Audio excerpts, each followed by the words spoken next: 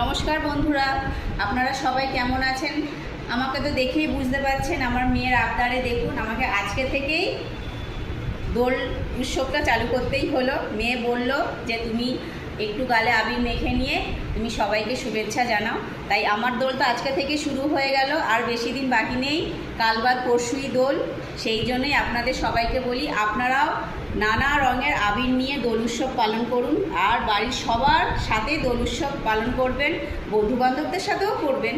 আর বিশেষ করে বাড়িতে যেই সিংহাসনে যেই আমাদের ঠাকুর থাকে তাদের চরণে দিয়েই কিন্তু দোল উৎসবটা শুরু করব। আমি তো আমার বকুদের দিয়েই আমি দোল উৎসবটা শুরু করব, আর আমিও আমার ফ্যামিলির সবার সাথে দোল উৎসব কাটাবো। আর নানা আবির রঙের আবির দিয়ে আমিও খেলবো, আর বাড়িতে প্রচুর ওই দিন ভালো মন্দ খাবেন, আর বিশেষ করে মিষ্টি কিন্তু খাবেনই।